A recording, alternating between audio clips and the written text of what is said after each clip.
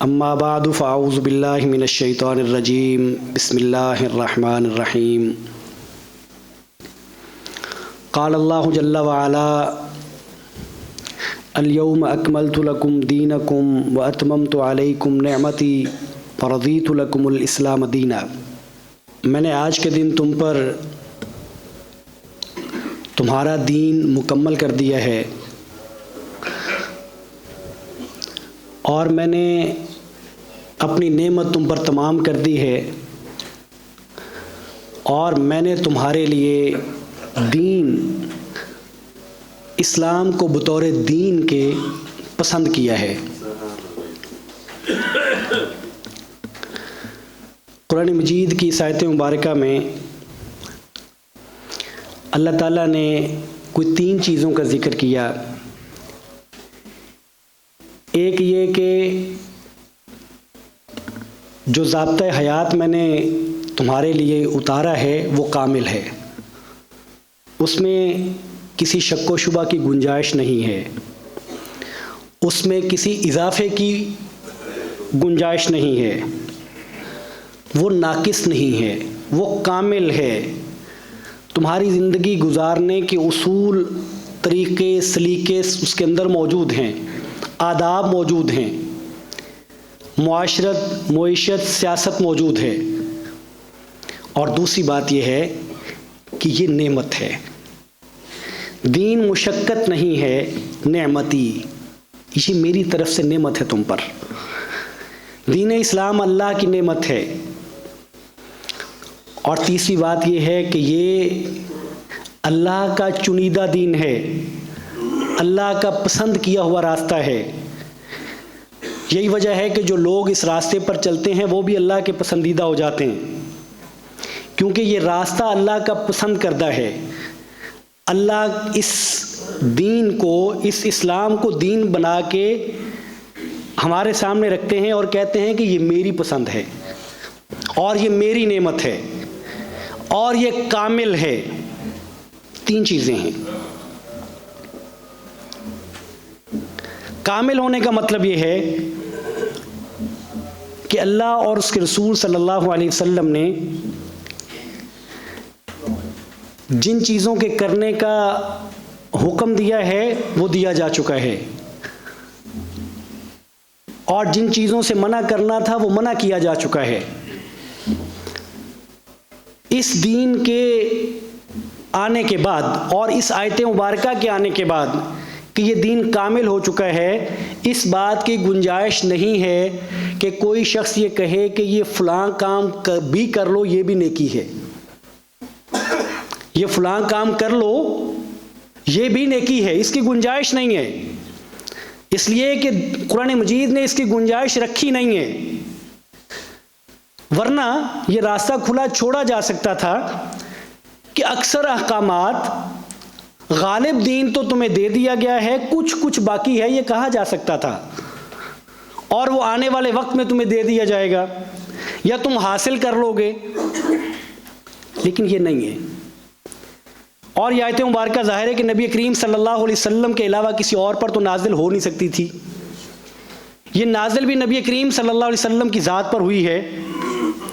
تو یہ دین نبی کریم صلی اللہ علیہ وسلم اپنی زندگی میں، اور اللہ تعالیٰ نے نبی کریم صلی اللہ علیہ وسلم کی زندگی میں اس دین کو مکمل کیا ہے اور مکمل اتارا ہے۔ اس کے بعد اگر کوئی چیز ہمیں اچھی لگتی ہے، کرنے کو جی چاہتا ہے تو ہم کر لیں، کوئی حرج نہیں ہے اس میں، کر لیں، لیکن اس کو نیکی نہ سمجھیں، اس کو دین نہ سمجھیں،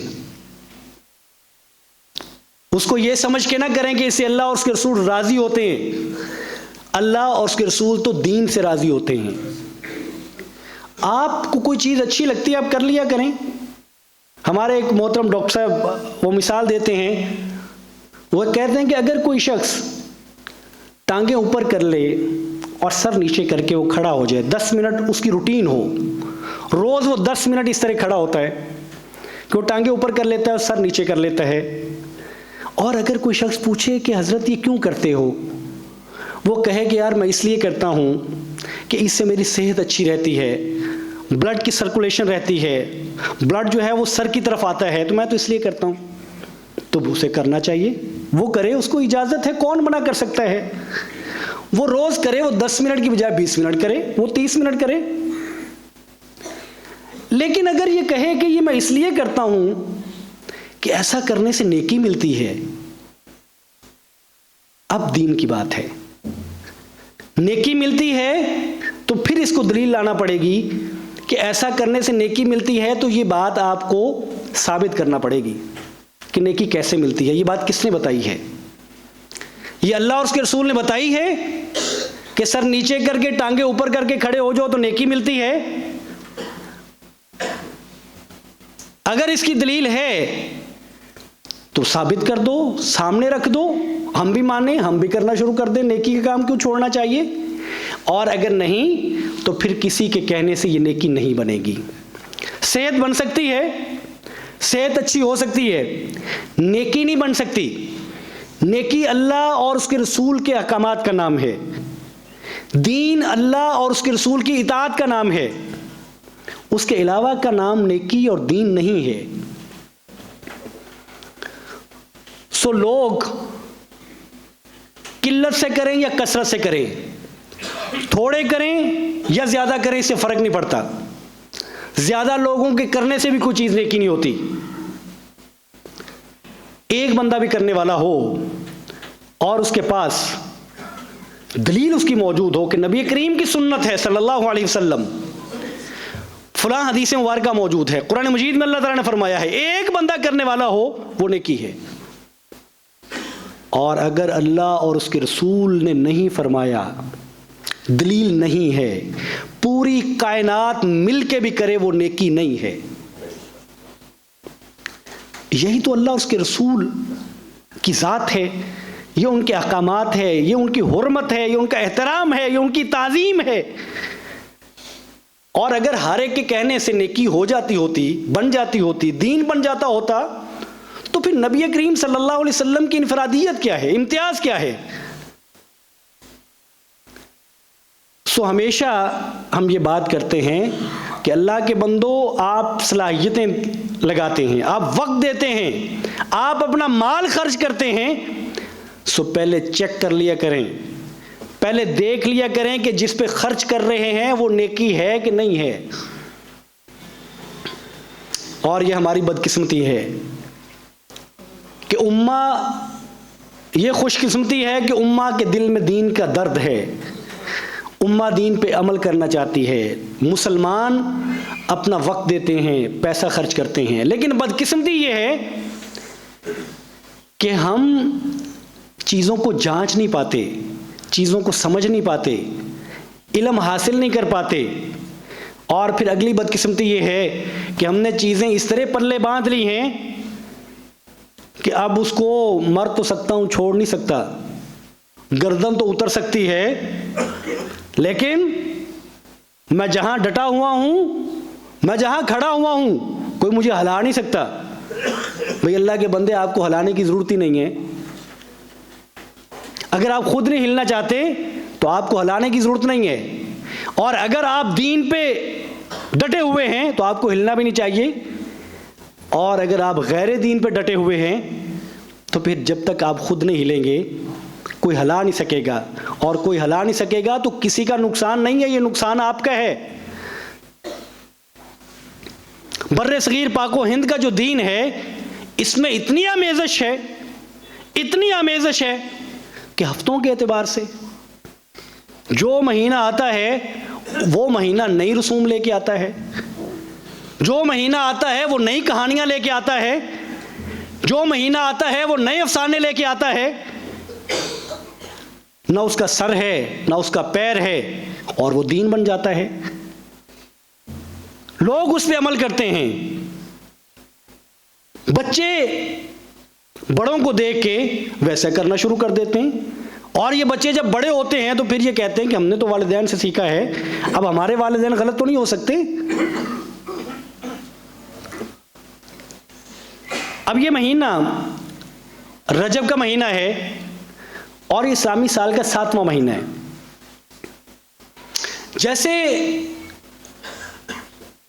مہینے رسوم لے کے آتے ہیں. رجب بھی اپنے ساتھ اسی طرح کی چیزیں لاتا ہے, ہر سال لے کے آتا ہے, برصغیر پاک و ہند کے لوگوں کے لیے عام طور پر, تمام مسلمانوں کے لیے نہیں. اور وہ کیا ہے, مجھے یاد ہے کہ میں نے اپنے پچھلے سال کا شاید خطبہ ہوگا یا اس سے پچھلے سال کا ہوگا, میں نے پورا وہ واقعہ سنایا تھا, پوری وہ کہانی اور افسانہ سنایا تھا. کیوں سنایا تھا؟ کہ باشعور لوگ, سمجھدار لوگ, مسلم پڑھے لکھے لوگ, چیزوں کو پرکھنے والے لوگ, مہنگی چیز نہ خریدنے والے لوگ, ایک سامان خریدنے کے لیے 10 دکانیں پھرنے والے لوگ, کیا اس طرح کے واقعات پہ آنکھیں بند کر کے مان لیتے ہیں کہ یہ دین ہے؟ چپ کر کے مان جاتے ہیں.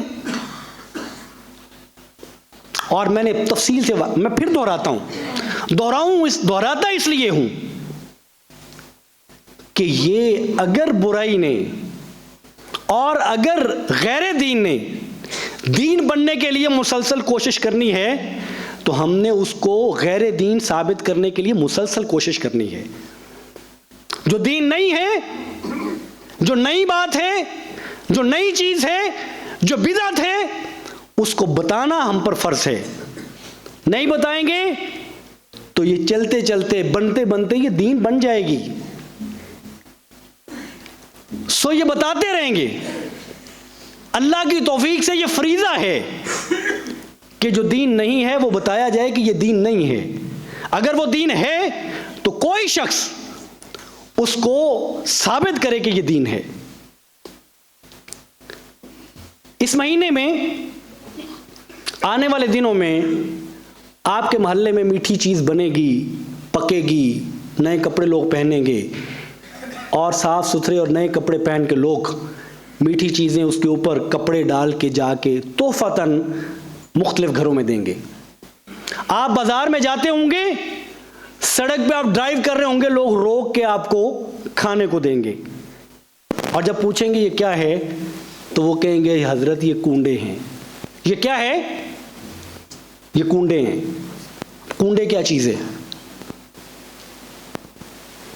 دیکھیں جو دین ہے اس میں اگر اللہ اور اس کے رسول نے کسی چیز کو وقت کے ساتھ خاص کر دیا ہے تو اس کے ساتھ خاص ہو جاتی ہے. اگر نبی کریم نے کسی چیز کو وقت کے ساتھ خاص نہیں کیا تو دنیا کے کسی مائی کے لال میں یہ ہمت اور جرت اور اتھارٹی نہیں ہے اس کے پاس کہ وہ اس کو وقت کے ساتھ خاص کر دے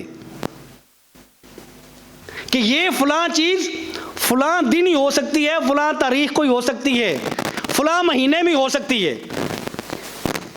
یہ پاور اللہ اور اس کے رسول کے پاس ہے. وہ کہہ سکتے ہیں کہ لیلۃ القدر رمضان میں ہوتی ہے.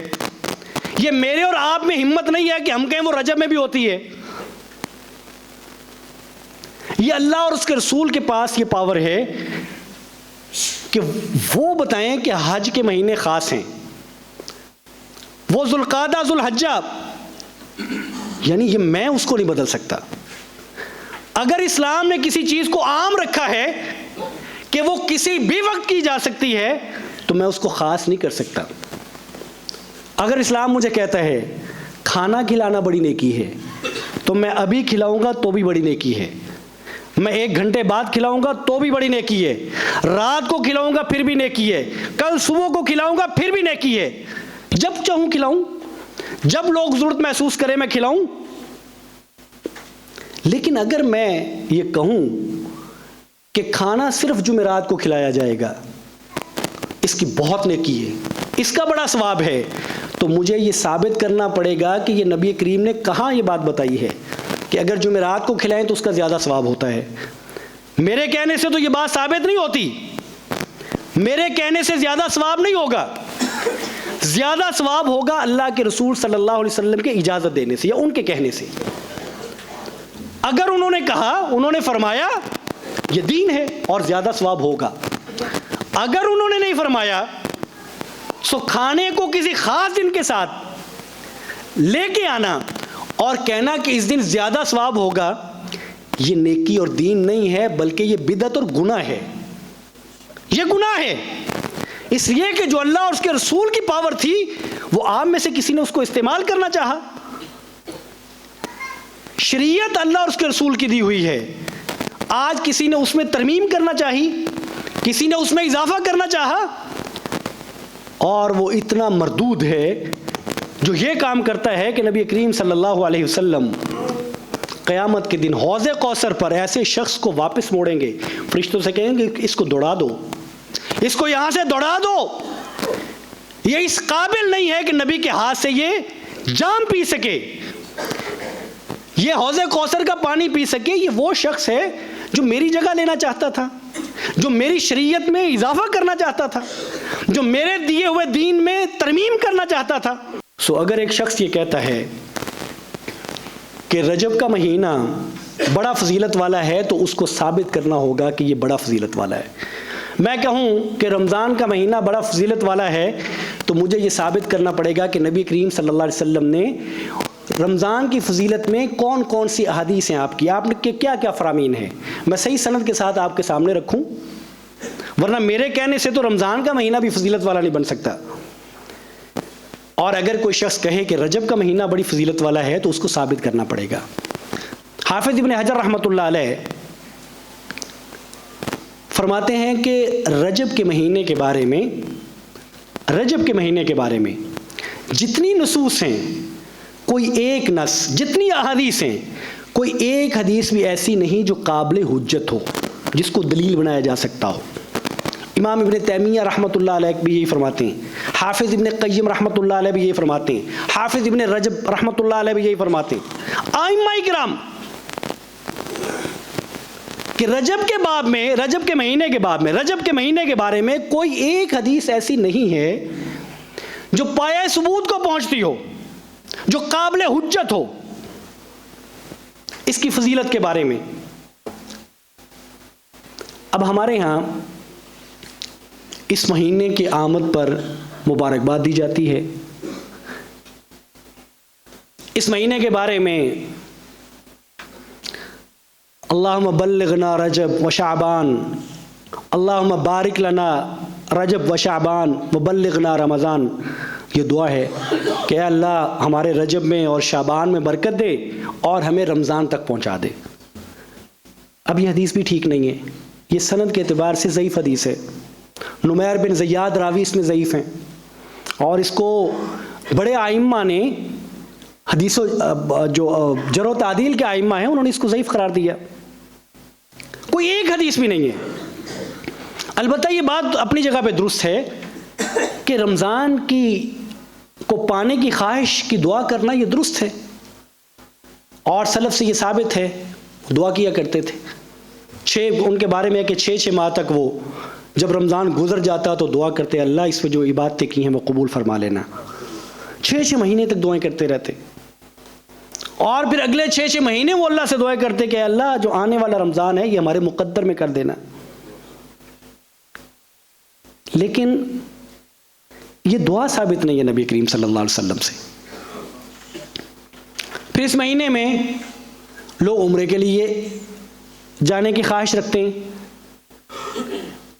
تو نبی کریم صلی اللہ علیہ وسلم سے اس مہینے میں عمرے کی کوئی خاص فضیلت ثابت نہیں ہے کہ رجب میں کیا ہوا عمرہ ہے وہ کسی دوسرے مہینے میں کیے ہوئے عمرے سے زیادہ فضیلت والا ہو، ثابت نہیں ہے۔ جبکہ نبی کریم صلی اللہ علیہ وسلم سے رمضان میں کیا ہوا عمرہ اس کی فضیلت ثابت ہے۔ آپ فرماتے ہیں کہ جو شخص رمضان میں عمرہ کرتا ہے اللہ تعالیٰ اس کو حج جتنا ثواب عنایت فرماتے ہیں۔ اب یہ ثابت ہے، جو چیز نبی کریم صلی اللہ علیہ وسلم سے ثابت ہے وہ دین ہے اور وہ فضیلت والی ہے، یعنی ایسا نہیں ہے کہ ہمارا دل نہیں کرتا کہ ہمیں فضیلتیں میسر ہیں، ہمیں فضیلتیں حاصل ہوں، نہیں، دل چاہتا ہے، یہ سب کا دل چاہتا ہے کہ عمل تھوڑا بھی کر لیں تو اللہ بہت نیکی عطا کر دے۔ زندگیاں تھوڑی ہیں، کمزور ہیں، زیادہ اعمال ہو نہیں پاتے، خواہش ہماری ہے، سب کی ہے کہ تھوڑے تھوڑے عمل بھی یا اللہ ان کو بڑا بنا دے، ان کے فضائل ہوں۔ لیکن اب اس میں یہ تو نہیں کر سکتے کہ جن کے فضائل نہ ہوں وہ ہم خود بنا لیں، کہ نبی کریم نے تو نہیں بتائے سو ہم خود بنا لیتے ہیں۔ ایسا تو ممکن نہیں ہے۔ پھر اس مہینے میں لوگ خاص انداز کی نمازیں پڑھتے ہیں۔ جو رجب کا پہلا جمعہ ہے اس کی رات کو کوئی نماز پڑھی جاتی ہے مغرب اور عشاء کے بیچ میں، صلاۃ الرغائب۔ پھر اس میں خصوصی طور پہ لوگ قبرستانوں میں جاتے ہیں۔ اب خاصیت اصل مسئلہ ہے جس پہ میں بات کر رہا ہوں کہ بھائی کسی چیز کی جو خصوصیت ہے وہ نبی عطا کریں گے، وہ نبی بتائیں گے صلی اللہ علیہ وسلم، وہ ہم نہیں بتائیں گے۔ مثال کے طور پہ زمانہ جاہلیت میں لوگ رجب کے مہینے میں جانور ذبح کیا کرتے تھے اور اس کو عطیرہ کہتے تھے، عطیرہ۔ نبی کریم صلی اللہ علیہ وسلم کے دور میں ایک صحابی نے کہا کہ یا رسول اللہ، ہم اپنے پہلے دور میں رجب کے مہینے میں جانور ذبح کیے کرتے تھے، اب کیا حکم ہے؟ تو آپ صلی اللہ علیہ وسلم نے فرمایا کہ کسی بھی مہینے کر لیا کرو۔ کیا فرمایا؟ کہ کسی بھی مہینے کر لیا کرو۔ کہ جانور ذبح کرنا ہے، اللہ کے نام کا کرنا ہے تو کسی بھی مہینے کر لیں۔ اب اگر یہ زمانہ جہالت میں لوگ بتوں کے لیے کرتے تھے، بتوں کا تقرب حاصل کرنے کے لیے جانور ذبح کرتے اور اس کو صرف رجب میں ہی کرتے تھے، تو نبی کریم صلی اللہ علیہ وسلم یہ فرما سکتے تھے کہ آپ بتوں کی، ظاہر ہے بتوں کے لیے تو نہیں کریں گے، آپ تو اللہ کے لیے کیا جائے گا، آپ رجب میں اللہ کے لیے کر لیا کرو۔ آپ نے یہ نہیں فرمایا، آپ نے کہا کسی بھی مہینے کر لیا کرو۔ جب نبی کریم صلی اللہ علیہ وسلم یہ فرمائیں گے کہ ذبح کسی بھی مہینے کر لیا کرو، تو پھر کائنات میں کس کے پاس یہ طاقت ہے کہ وہ کہے کہ نہیں نہیں یہ عمل تو رجب میں ہی کیا جائے گا؟ کس کے پاس یہ طاقت ہے؟ وہ پھر کسی بھی وقت کیا جا سکے گا۔ وہ نیکی تب بنے گی جب وہ کسی بھی وقت کیا جائے گا۔ اور اگر کوئی شخص نیت رکھ کے اس کو پھر خاص کرے گا کسی ایک مہینے سے تو وہ بدعت ہو جائے گی، وہ نیکی نہیں رہے گی۔ اس لیے کہ اس بندے نے وقت کو خاص کرنے میں بھی نبی کریم کی مخالفت کی ہے۔ جب نبی کریم صلی اللہ علیہ وسلم ایک چیز کے وقت کو خاص نہیں کرتے تو کوئی دوسرا نہیں کر سکتا۔ اور پھر اب قبرستان جو ہے آپ روز جائیں۔ نبی کریم صلی اللہ علیہ وسلم نے فرمایا قبروں میں جایا کرو، وہاں جانے سے موت یاد رہتی ہے، انسان سیدھا رہتا ہے، جو غفلت کے پردے چڑھتے ہیں وہ اتر جاتے ہیں، انسان کو اپنی آخرت یاد آ جاتی ہے۔ باقی قبروں کو دیکھ کے اسے خیال آتا ہے کہ میں نے بھی ادھر آ جانا ہے، اسے خیال آتا ہے کہ یہ عمر بھی تھوڑی ہے، یہ بھی چند دن ہیں، میں نے ان کے ساتھ آ جانا ہے، فائدہ ہوتا ہے۔ اور اگر ایک شخص کہ نہیں رجب میں جانا ہے، اس کی زیادہ فضیلت ہے، اگر رجب میں جانے کی زیادہ فضیلت ہے تو دلیل دینا پڑے گی، ثابت کرنا پڑے گا کہ نبی کریم نے کہاں فرمایا ہے کہ رجب میں جانا چاہیے۔ ہمارے مسلمان اس مہینے میں، رجب کے مہینے میں آپ دیکھیں گے قبرستانوں میں ایسے میلے لگے ہوں گے، لوگ جا کے قبروں کی صفائیاں کرتے ہیں، پھول اوپر رکھتے ہیں، جو بھی، اور وہ صرف رجب کے مہینے کے ساتھ خاص ہے۔ اور پھر وہ چونکہ وقت ختم ہو رہا ہے، 3 سے 4 منٹ ہیں، میں جاتے جاتے وہ جو کہانی میں نے آپ کو پچھلے سال سنائی تھی، افسانہ، اس کو پھر بتاتا ہوں کہ یار نہ کریں۔ آپ پڑھے لکھے لوگ ہیں، آپ نوجوان تعلیم یافتہ ہیں، آپ ہمارے بزرگ عمریں گزر گئی ہیں، کیا آج بھی کہانیوں پہ یقین کریں گے؟ اس عمر میں بھی، اس دور میں بھی کہانیوں کو دین سمجھ کے عمل کیا جائے گا؟ دین وہ ہے جو اللہ اور اس کے رسول نے بتایا ہے، اس کے علاوہ جو بھی سنائیں گے اگر اس کی دلیل نہیں ہے تو وہ دین نہیں ہے۔ اب اگر کوئی شخص یہ بات کہے کہ ایک خاتون بہت غریب تھی اور اس کا شوہر لکڑہارا تھا، اور وہ خاتون ایک وزیر کے گھر میں کام کرتی تھی، ایک دن صفائی کر رہی تھی باہر گلی میں یا دروازے پہ، تو وہاں سے امام جعفر صادق رحمۃ اللہ علیہ کا گزر ہوا، تو اس خاتون نے ان کو یہ کہتے ہوئے سنا کہ جو شخص آج کے دن یعنی 22 رجب کو میرے کنڈے بھرے گا وہ اللہ سے جو مانگے گا اس کو مل جائے گا، اگر نہ ملے تو قیامت کے دن میرا گریبان پکڑ لے۔ اس خاتون نے اس بات پہ عمل کیا اور یہ بات اس نے گھر میں وزیر کی بیوی کو بھی بتائی، خود عمل کیا، وزیر کی بیوی کو بتائی۔ وزیر کی بیوی کو جب بتائی تو اس نے اس کا انکار کر دیا، تو وزیر جو ہے وہ اس کی وزارت جاتی رہی، اور جس نے عمل کیا تھا اس کے شوہر کو اللہ نے اتنا رزق دیا کہ اس نے وزیر کے گھر کے سامنے محل بنا لیا۔ یہ مدینہ کی بات ہے۔ سو آج مسلمانوں کے لیے سبق یہ ہے کہ جو 22 رجب کے دن میٹھی چیزیں بنا کے بانٹے گا وہ جو اللہ سے مانگے گا وہ اس کو مل جائے گا۔ اب مجھے یہ بتائیے کہ میں اس سے ملتی جلتی ایک بات یہاں پہ ایک کہانی بنا کے کر دوں تو یار مسلمان اس پہ عمل کرنا شروع کر دیں گے، مسلمان اس پہ یقین کر لیں گے۔ یعنی باشعور آدمی، ایک مسلمان جسے کہا گیا ہے کہ تمہارے پاس جب کوئی خبر لے کے آئے اس کی تحقیق کر لیا کرو، سنی سنائی، تم میں سے جھوٹا آدمی وہ ہے جو سنی سنائی بات پہ عمل کر لے، وہ لوگ، اور وہ دڑا دڑ میٹھی چیزیں بنائیں اور وہ بانٹتے جائیں۔ تو اس باب میں یہ بات سمجھ لیجئے کہ 22 رجب کا دن کوئی ایسا تاریخی دن نہیں ہے کہ جس دن میں کوئی خاص واقعہ رونما ہوا ہو۔ امام جعفر صادق رحمۃ اللہ علیہ کے حوالے سے، امام جعفر صادق رحمۃ اللہ علیہ کی پیدائش کا دن نہیں ہے، یہ ان کی وفات کا دن نہیں ہے۔ اس دن کی کیا خصوصیت ہے میرے علم میں نہیں ہے کہ امام جعفر صادق نے اگر یہ بات کہی تھی تو کیوں کہی تھی۔ اب دیکھیں نا، نبی کریم صلی اللہ علیہ وسلم فرماتے ہیں کہ پیر کا اور جمعرات کا روزہ رکھیں۔ یا رسول اللہ کیوں؟ فرمایا تمہارے اعمال پیش ہوتے ہیں اللہ کے ہاں، میں اس لیے رکھتا ہوں کہ میرے اعمال اللہ کے ہاں پیش ہوتے ہیں، اور میری خواہش یہ ہے کہ جب میرے اعمال پیش ہوں تو میں روزے کی حالت میں ہوں۔ وجہ سمجھ آ جی کہ پیر کو کیوں روزہ رکھنا ہے، جمعرات کو کیوں رکھنا ہے۔ تو 22 رجب کو کیا ہوا معلوم نہیں ہے۔ اور دوسری بات یہ ہے کہ چیز جب بانٹی جاتی ہے تو وہ اللہ کے نام کی بانٹی جاتی ہے۔